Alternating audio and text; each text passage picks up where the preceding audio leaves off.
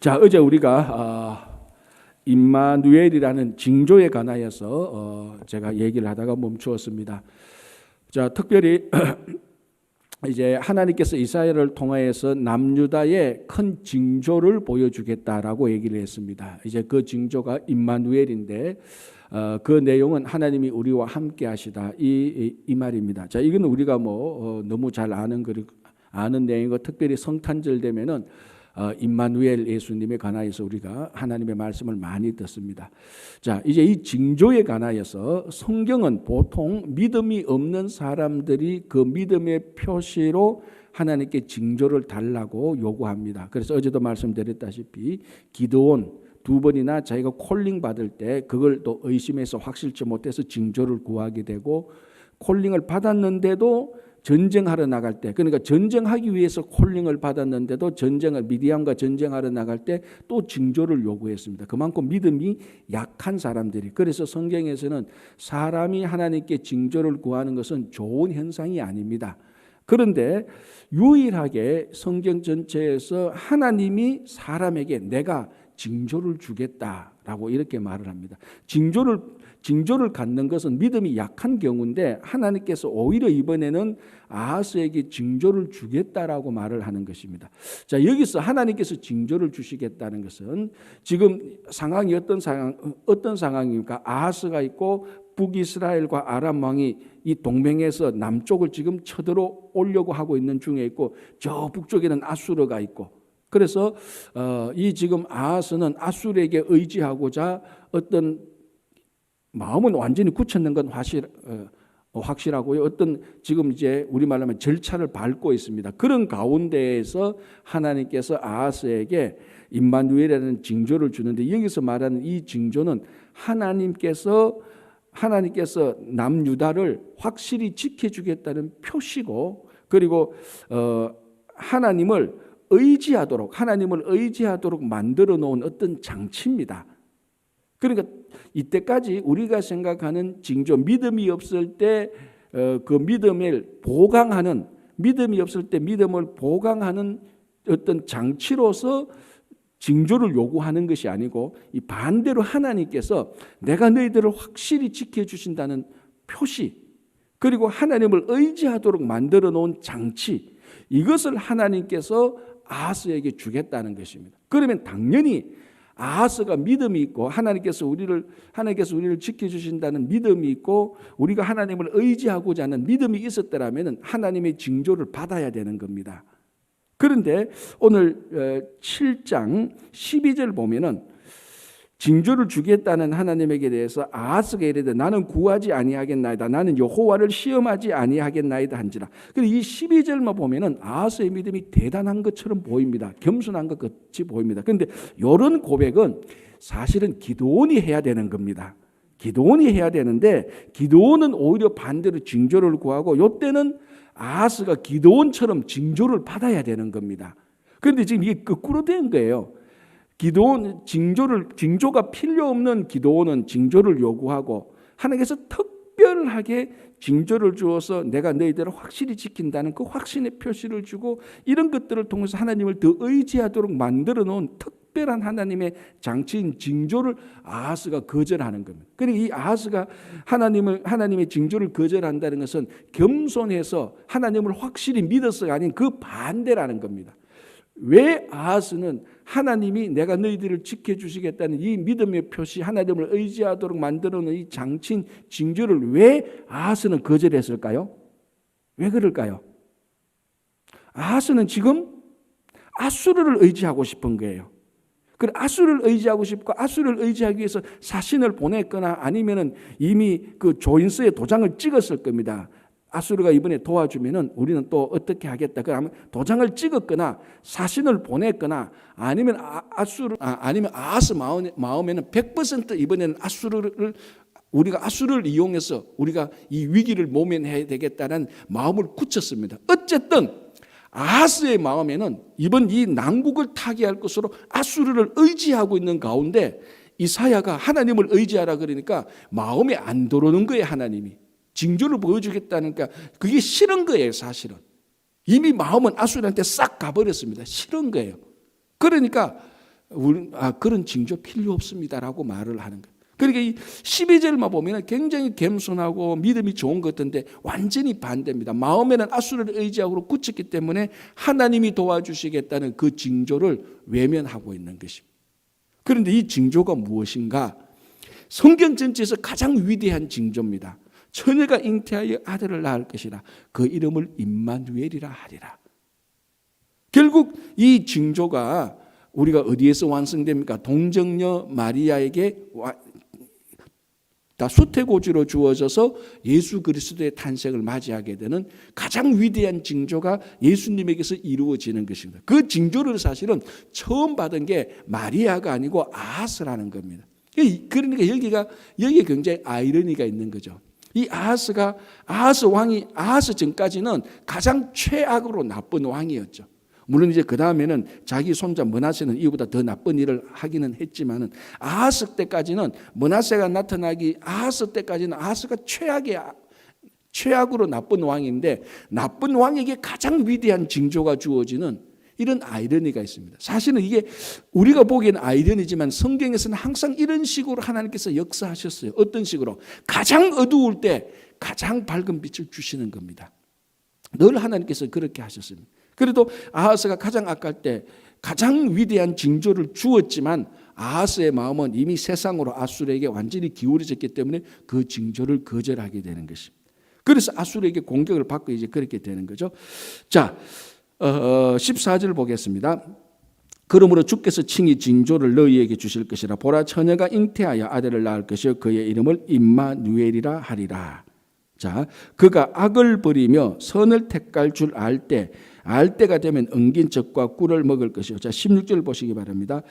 대저 이 아이가 악을 버리며 선을 택할 줄 알기 전에, 그러니까 어떤 이제 이게 예수님에게서 완성되지만은 또 실제적으로 이제 학자들 간에 여러 가지 이야기인데 실제적으로 어떤 여기서 처녀는 어떤 왕의 또는 어떤 남편의 아내가 아들을 낳기 전에 어쨌거나 신속하게 이렇게 됩니다. 낳기 전에 너가 미워하는 두 왕의 땅이 황폐하게 되리라. 자, 아하스가 미워하는 두 왕이 누구죠? 북이스라엘 왕과 아람 왕. 그 왕이 황폐하게 될 것이다. 이 두 왕이 누구한테 또 황폐하게 됩니까? 앗수르 왕에게 황폐하게 되는 것이요. 그리고 17절 여호와께서 에브라임이 유다를 떠날 때부터 당하여 보지 못할 날을 너와 너의 백성에게 너와 너의 백성과 너의 아버지 집에 임하게 하시리니 곧 앗수르 왕이 오는 날이니라. 그리고 남유다에게도 앗수르가 와서 크게 괴롭게 합니다. 그래 앗수르가 남유다를 완전히 멸망시키지는 않지만 멸망 직전까지 굉장히 괴롭히게 합니다. 그래서 이 아하스 왕이 또 많은 돈을 국고를 엄청나게 조공을 바쳐서 그 위기를 모면하는 겁니다. 그러니까 아하스 왕이 얼마나 어리석은 일을 합니까? 이사야 선지자의 말을 들어서 하나님을 의지하기만 하면은 하나님께서 의지하도록 징조까지도 보여주시겠다는데 그렇게만 됐다면은 앗수르를 의지할 필요도 없었고 아람 왕과 북이스라엘을 두려워할 필요도 없었고 앗수르가 나중에 자기들을 괴롭힐 때 국고를 엄청나게 갖다 바칠 필요도 없었습니다.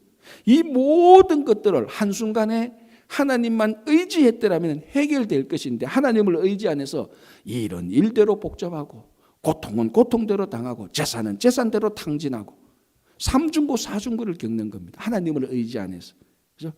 자, 그래서 이제 7장 18절부터 25절까지는 앗수르 왕이 쳐들어올 때 그날에는 그래서 18절 어떻게 되어 있습니까? 그날에는 어떤 날 앗수르가 남유다를 쳐들어올 때 20절 그날에는 21절 그날에는 23절 그날에는 그러니까 결국 하나님을 의지하지 않고 앗수르에게 침략을 받는 그날에는 어떤 일이 생기는가 네 가지로 정리하고 있는데 간단하게 보겠습니다. 18절 그날에는 앗수르가 남유다를 침략할 그날에는 여호와께서 애굽 하수에서 먼 곳에 파리와 앗수르 땅에 벌을 부르시나니. 자, 여기서 이제 자칫 글자 그대로 받아들이면 이제 혼란이 생길 게 있는 게 그러면 웬 애굽의 하수에서 파리? 그럼 애굽 왕도 지금 등장시킨다는 건가?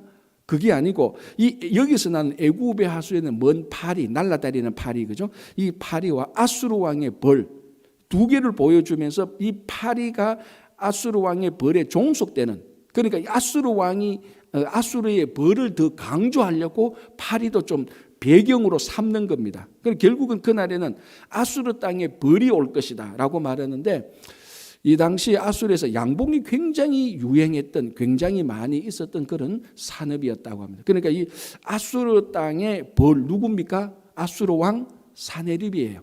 그래서 그날에는 아수르 왕 사네립이 쳐들어올 것이다. 그런데 쳐들어와서 어떻게 할 거라고요? 19절에 다 와서 거친 골짜기와 바위틈과 가시나무 울타리와 모든 초장에 앉으리라. 그 땅을 그 땅에 아수르 왕의 군사들이 다 정복하게 될 것이다라는 큰 위협을 말하고 있습니다. 20절, 그날에는 아수르 왕이 쳐들어올 때는 주께서 하수 저쪽에서 세내온 삭도 곧 아수르 왕으로 너의 백성의 머리털과 발털을 미실 것이요 수염도 깎으시리라. 자, 머리털과 발털과 수염을 깎는다. 특별히 수염을 깎는다는 것은 유다 백성, 그 당시 이스라엘에게 가장 큰 수치죠. 지금도 마찬가지입니다. 지금도 저 중동 저쪽에요, 수염을 쥐고 흔들거나 수염을 깎는다는 것은 지금도 용서하지 못할 수치입니다. 그건 가장 큰 수치죠. 그러니까 이스라엘 백성들이 아수르 왕이 올 때는 그 유다가 큰 수치를 당하게 될 것이다. 수염도 깎일 것이라는 큰 수치를 당할 것이라고 말하고, 21절에 그날에는 사람이 한 어린 암소와 두 양을 기른다. 이게 어떻게 보면은 굉장히 풍부하게 될 것이라고 생각을 하는데 이게 반대입니다. 어린 암소와 두 양을 한 사람이 길러야 돼요. 무슨 말입니까?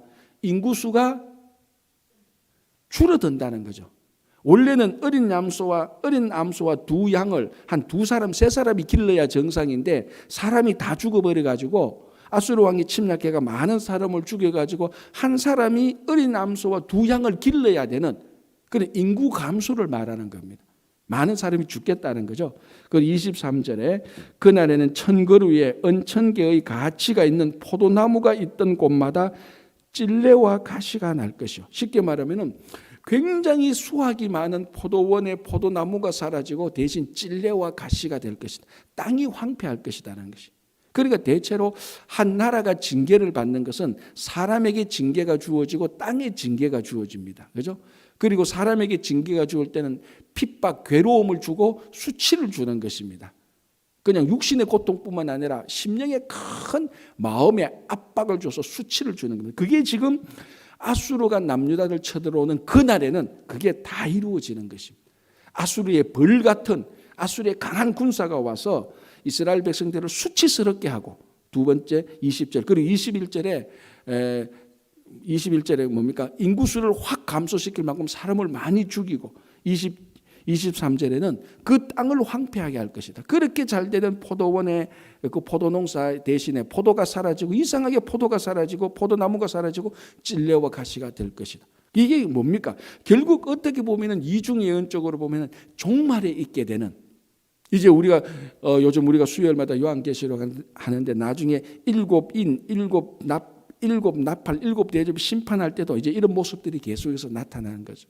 그런데 실제로 남유다가 겪게 되고 마지막에도 이런 일이 있게 날 것이다라는 것을 이제 징조를 거절한, 하나님을 의지하지 않았던 아하스에게 나타날 경고와 심판의 메시지를 주는 겁니다. 자, 이렇게 되면은 어떻게 해야 됩니까?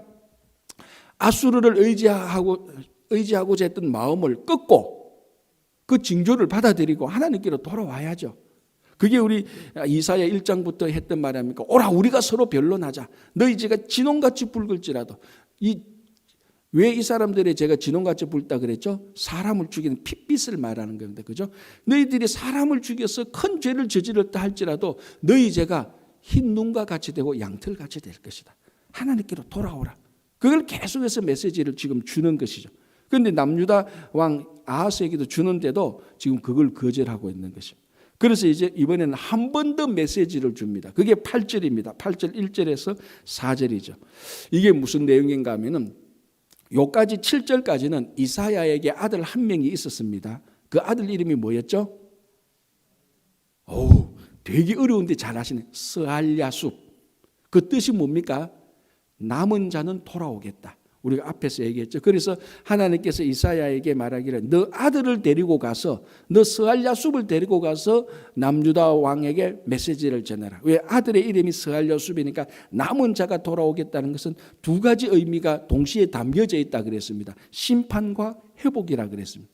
그리고 스알야숲을 데리고 가서 징조를 보여준다고 하고 그날에 이런 일이 있다고 3중 4중으로 예언을 해도 안 듣는 거예요.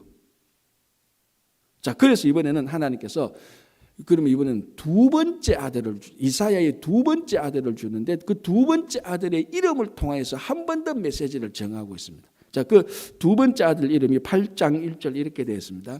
여호와께서 내게 이르시되 너는 큰 서판을 가지고 그 위에 통용 문자로 다 아는 사람의 문자로 마헬살랄 하스바스라 써라. 자, 이게 무엇인가 하면은 이제 이사야의 그 다음 태어나게 될 아들의 이름을 미리 알려주는 겁니다. 자, 그래서 큰 서판에다가 마헬살랄 하스바스라고 통용 문자로 써서 이제 백성들에게 막 보여주는 겁니다. 우리 말로 하면 그럼 사람들이 그러죠. 저게 무슨 말이야? 무슨 뜻이야? 그럼 사람이 물을 거 아닙니까? 야, 저 이름의 뜻은 뭐라고요? 쉽게 말하면 신속하게 약탈이 이루어질 것이다. 급박하게 빨리 약탈이 이루어질 것이다. 뭡니까? 아수르가 쳐들어와서 남유다를 약탈하게 될 것이다. 또 경고와 심판의 메시지를 주는 겁니다. 그러니까 하나님께서 지금 3번, 4번, 5번 계속해서 이 남유다에게 경고와 심판의 메시지를 주는 겁니다. 왜? 사랑하니까. 그렇잖아요. 지금 여러분 부모 마음 보면 되잖아요. 어릴 때 아이들이 말을 계속 안 들어요. 이래 말을 계속 안 들으면 결국 때릴 수밖에 없습니다. 그죠? 근데 부모는 자녀를 너무 사랑하기 때문에 때리기 싫은 거예요. 그래서 부모가 어떻게 하면 우리 아이를 안 때릴까? 부모가 안 때릴 고심을 합니다. 그래서 아이들 데리고 와서 너 이렇게 해라 저렇게 해라 너 이러면 맞는다. 계속해서 부모가 자녀를 실제로는 때렸었어야 되는데 사랑 때문에 안 때리고 부모가 계속 회초리를 들고 있습니다. 들고는 있지만 또 아이들의 행동은 고쳐야 되고 그러니까 부모의 딜레마입니다. 이게 아이들의 행동이 나쁜 것은 고쳐야 되는데 이 고치려면 때려야 되는데 사랑 때문에 때리지는 못하고 사랑 때문에 나쁜 아이를 고쳐야 되고 때려야 돼요. 어떻게 해야 돼요? 옛날에 어떻게 했습니까? 가차없이 때렸죠. 때렸죠. 근데 하나님은 너무 사랑해서 고쳐야 되는데 안 때리면 안 고쳐지고 때리려고 하니까 사랑 때문에 못 때리겠고 이게 우리가 성경에 나타난 하나님의 딜레마입니다. 전지전능하신 하나님의 딜레마가 우리 때문에 생긴 거예요. 다시 말하면 전지전능하신 하나님께서 하나님의 사랑 때문에 딜레마에 빠져버린 거예요. 사랑 때문에 딜레마에 빠져버렸어요. 그래서 하나님께서 스스로 이 딜레마를 해결하려고 이 남유다가 제발 행동을 고쳐라. 너희들이 안 맞고 고치면 좋잖아요. 그래서 이렇게도 얘기하고 저렇게도 얘기하고 이렇게도 얘기하고 또 안 들으니까 두 번째 아들을 준다라고 말하고 그 이름을 큰 이름을 써서 이렇게 막 다니라. 이게 진짜다라고 이 이름이 진짜다. 이것이 진짜로 이루어질 것이다라고 말하면서 두 명의 정인까지 세우잖아요. 8장 2절에. 내가 진실한 정인 제사장 우리야와 예베레기야의 아들 스가랴를 불러. 그러니까 우리야와 스가랴를 불러서 큰 스판에 썼던 마헬살랄 하스바스 이게 거짓말이 아니다. 이게 진짜다. 신실한 정인 두 사람이 확실히 정언을 했다. 보증을 썼다. 이 이름대로 될 것이다. 보통 사람이 아니고 제사장 너희들이 가장 신실하게 섬기는 두 사람이 이것을 보증했는데 이걸 너희들이 믿어야 된다. 뭡니까 보니까 신속하게 약탈이 올 것이다. 지금 회개하지 않으면. 그죠? 자, 그래서 3절 내가 내 아내를 이사야 선지자가 말하죠. 내가 내 아내를 가까이 하며 그가 임신하여 아들을 낳은지라 그 여호와께서 내게 이르시되 그의 이름을 마헬살랄 하스바스라 하라. 이는 이 아이가 내 아빠 내 엄마라 부를 줄 알기 전에 신속 빨리 그죠? 다메섹의 제물과 사마리아의 노량물이 아수르 왕 앞에 옮겨질 것이다. 그러니까 남유다도 나중에 공격되고 이 북이스라엘의 모든 것이 다 아수르에서 다 넘어가게 될 것이다라고 이렇게 얘기를 합니다. 자, 5절 여호와께서 다시 내게 말씀하여 이르시되 이 백성이 천천히 흐르는 실로와 물을 버리고 자 먼저 요거부터 보겠습니다. 이 백성 남유다를 말하는 겁니다. 어쨌거나 우리가 남유다를 말하던 전체적으로 이스라엘을 말합니다. 크게 봐서 그래서 이스라엘 남유다가 천천히 흐르는 실로와 물을 버렸다. 이제 다 이제 문학적인 비유가 나오니까 이제 우리가 좀 이제 풀어야 되는 겁니다. 천천히 흐르는 실로가 실로암입니다. 예루살렘에 있는 실로암. 그러니까 예루살렘에는 물이 귀하잖아요. 물이 확확 많이 넘치지 않습니다. 있어봐야 개천에 물 흐르듯이 또박또박 흘러오는 것밖에 없어요. 그러니까 좀 성질 급한 우리가 볼 때는 속 터져요. 예루살렘에 물 흐르는 거 보면 아유 저래 가지고 이 백성들 다 먹고 살겠나 그런 생각이 들어요. 그게 이제 표현하는 게 천천히 흐르는 실로암 물입니다. 그런데 고물을 또박또박 먹으면 살도록 되어가 있어요. 우리말로 하면 일용할 양식처럼 이 천천히 흐르는 실로암 물은 그래도 그걸 믿고 의지하고 그 물을 마시면 예루살렘 사람들이 먹을 수 있는 물입니다. 그런데 이 백성이 천천히 흐르는 실로암 물을 버려버렸다는 겁니다. 이거 안 마신다.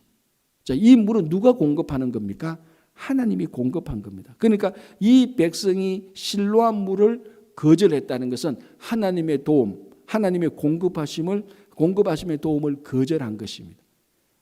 그러니까 징조를 거절한 것처럼 그거하고 똑같습니다. 그다음에 이제 약간 이제 복잡한 게 나오는데 르신과 르말리아의 아들을 기뻐하느니라. 이게 르신과 르말리아의 아들은 아람 왕과 북이스라엘 왕이죠.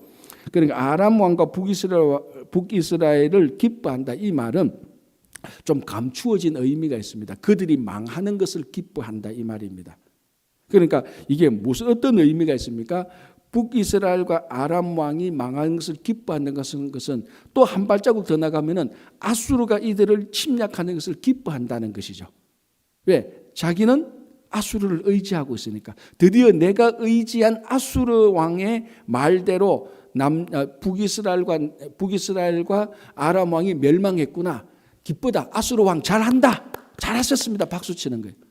뭘 거절합니까? 하나님께서 공급했던 실로암 물을 버리고, 즉 하나님, 그러니까 이 6절에는 어떤 의미가 있습니까? 문학적으로 비유를 했는데 하나님을 버리고 아수르를 의지했다는 거예요. 이 백성이 하나님을 의지했다면은 이 북이스라엘과 아람 왕이 아수르하고 싸워서 이겨야 되는 거예요, 사실은. 그래서 아수르를 의지하면 안 되는 거예요. 그리고 그것보다 더 먼저 천천히 흐르는 실로암 물을 마시고 즐겁고 풍성하게 살아야 되는 겁니다. 그러니까 하나님의 도움을 무시하고 아수르 왕이 자기들을 공격하려고 하는 그 대적자를 이겨주니까 아수르 왕 잘하셨습니다. 우리가 역시 아수르 왕을 의지하기로 잘했네요. 그런 의미가 있는 것입니다. 자, 그런데 7절에 그러므로 주 내가 하나님에서 흉용하고 창일한 큰 하수 곧 아수르 왕과 그의 모든 위력으로 그들을 뒤덮을 것이다. 뭡니까? 쓰레기차 피하다가 똥차 만난 경우에 이게 전형적인 케이스예요. 아니 아람 왕하고 북이스라엘 왕을 그 사람들을 피하려고 아수르 왕을 도왔는데 이 아수르 왕이 원수가 되어서 우리를 공격하네. 차라리 앞에 있던 이 두 왕하고 싸우는 게 나지. 쓰레기차 피하는 게 이 쓰레기차를 멈추게 한 게 나지. 그거 피하다가 똥차 피한 경우 똑같습니다. 흉용하고 창이란 큰 하수. 그러니까 천천히 흐르는 실로암 물하고 완전히 비교되는 거죠. 천천히 흐르는 실로암 물을 먹고 마셨다라면은 마치 홍수에 쏟아지는 큰 폭우처럼 자기들을 엄습하는, 자기 집을 부수는, 자기 삶을 망치는 그런 홍수를 만나지 않았을 것인데. 그래서 흉용하고 창이란 큰 하수 아수르 왕과 그의 모든 위력으로 그들을 뒤덮을 것이다. 자, 이제 여기 8절에 아주 중요한 말씀을 하십니다. 또 하나 그러니까 그 아수르 왕의 큰 물결이 흘러 유다에 들어와서 가득하여 목에까지 미치리라. 목까지. 죽습니까? 삽니까? 그렇죠. 죽기 직전이죠. 그런데 엄청난 고통을 당합니다. 두려움이 생기고 공포가 생기고요. 이런 일을 한번 당하면 평생 트라우마가 남죠. 물만 보면 막 겁난 겁니다. 하늘이 막 어두워지면은 또 홍수가 날까 봐 막 이미 막 불안 정세가 나고 약을 먹어야 되고 그날 밤에 잠을 못 자고 막 짜증내고 이런 트라우마가 생긴 곳까지 갔습니다. 그 물이 유다에 들어왔는데 가득하여 목에까지 넘쳤다. 그런데 임마누엘이여 그가 펴는 날개가 너 땅에 가득하리라. 목까지 왔을 때 임마누엘 하나님께서 건져 주실 것이라는 것. 그러니까 뭡니까? 남유다에 아수르가 쳐들어와서 아수르는 남유다를 완전히 멸망시키지는 못합니다. 그러나 엄청난 상처와 엄청난 고통을 주는 겁니다. 이때 아하스 왕 때 한번 이걸 경험하는 거죠. 아수르 왕이 쳐들어와서 엄청난 고통과 상처와 손해를 보는 거죠. 결국은 뭡니까? 왕과 백성들이 아수르 왕을 의지했기 때문에 그렇습니다. 결국 자기가 의지한 것에 자기가 배신당하는 거죠. 사실은 이 이야기는 열왕기 역대기 한번 다 나왔던 겁니다. 그런데 이제 이사야 선지자 때 이사야 선지자의 관점에서 이 사건을 보는 겁니다.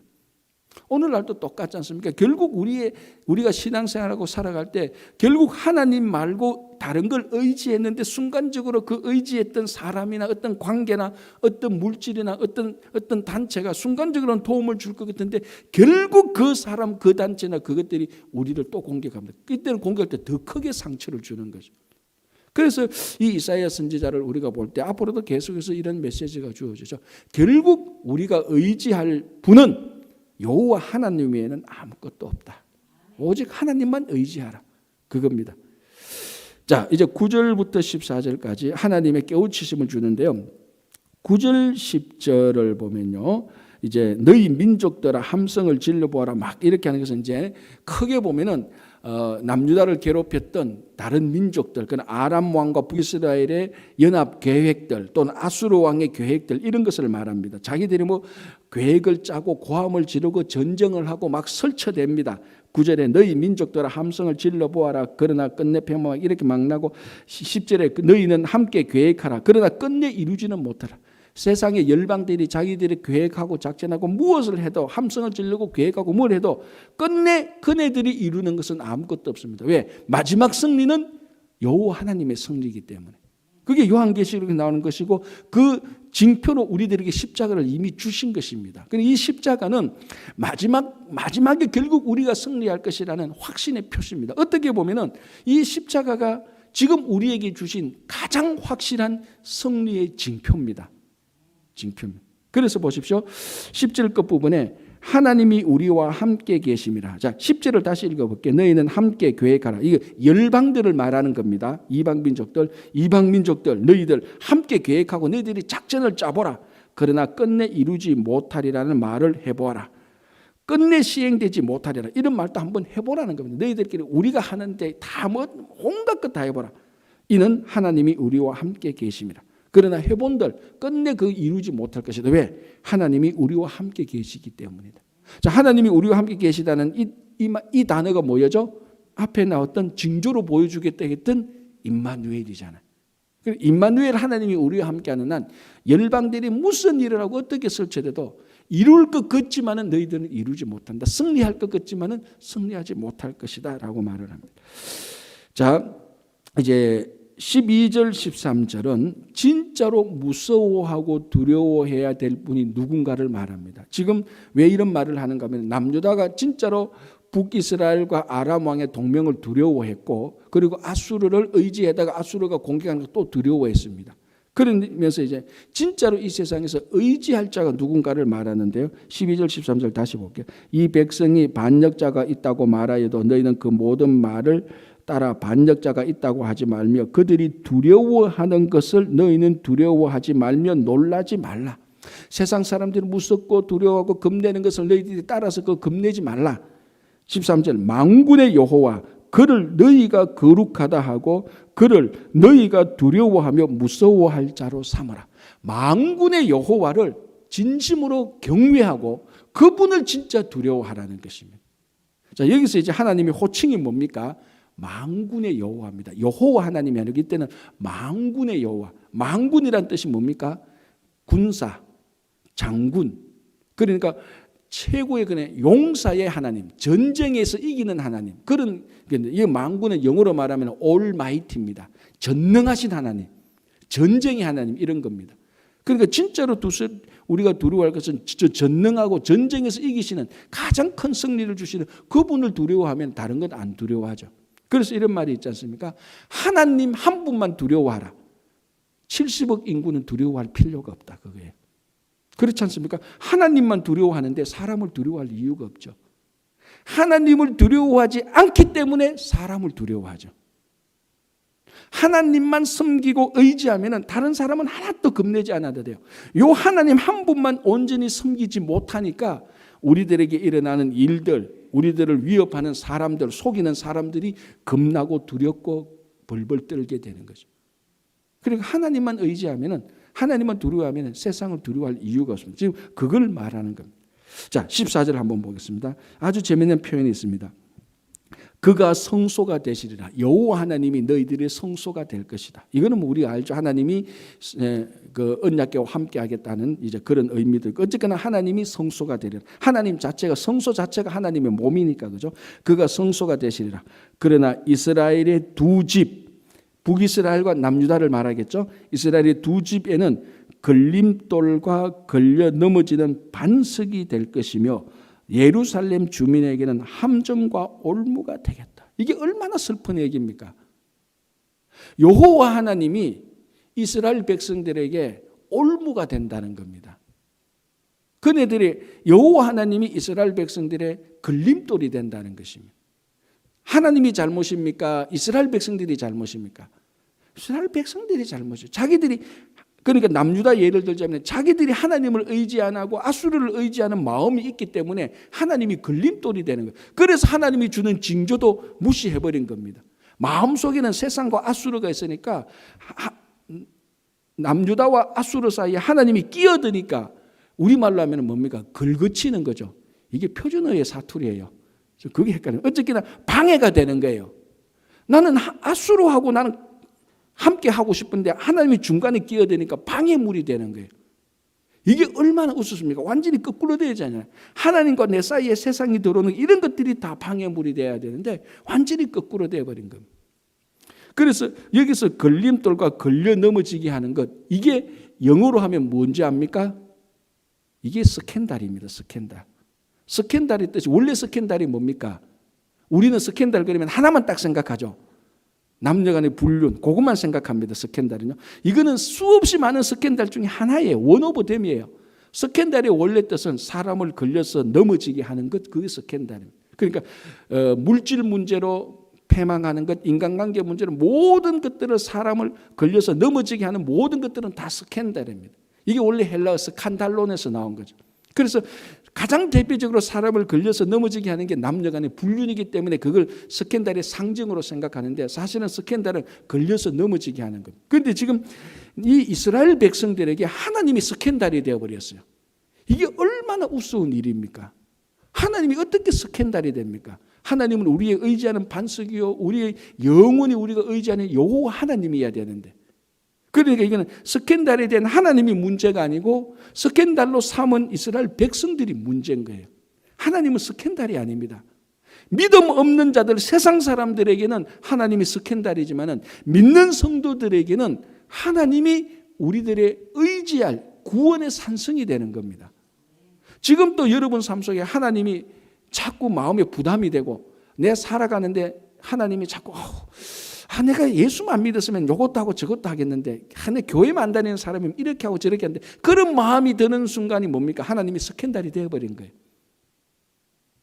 어떻게 보면 좋을 수가 있죠. 내가 도박장에, 옛날에는 도박장에 마음대로 갔는데, 카지노에 마음대로 갔는데 이제는 예수 믿고 교회 좀 다니까 카지노에 가려고 하는데 이게 예수가 걸려. 교회 다니니까 뭔가 모르게 좀 걸려, 약간씩.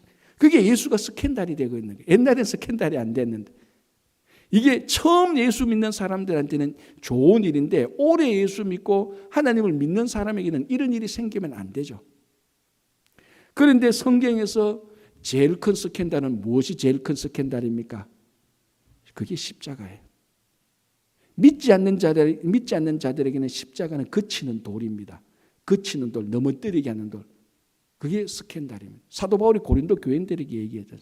이 십자가가 너희들에게는 거치고 넘어뜨리게 하는 것이지만 내게는 우리말로 하면 유일한 힘이다. 자랑이라는 겁니다. 그리고 우리 믿는 자들에게 십자가는 스캔들이 아니에요. 유일한 힘이고 우리가 의지할 힘이고 마지막 승리의 표시입니다. 십자가가. 그런데 믿음이 없는 자들에게는 십자가 보면 긁어치죠.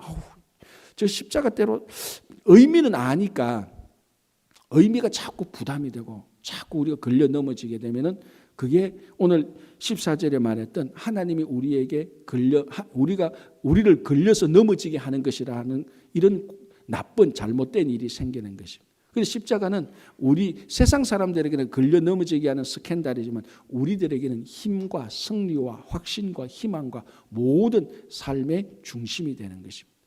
여호와 하나님이 그렇고 교회가 그렇고 믿음이 그렇게 되는 것입니다. 그래서 오늘 또 우리가 이것을 보면서 하나님이 그리고 십자가가 우리의 더 이상 스캔들이 아니고 우리의 큰 힘이 되시고 치유가 되시고 능력이 되시기를 바랍니다. 기도하겠습니다. 하나님 아버지 감사합니다. 이번 한 주간 또 금요일까지 인도해 주시고 오늘 하루도 하나님께서 인도해 주실 것을 믿음으로 고백합니다. 오늘 하루 또 잘 준비해서 내일 거룩하고 복된 주일 보낼 수 있도록 도와주시옵소서.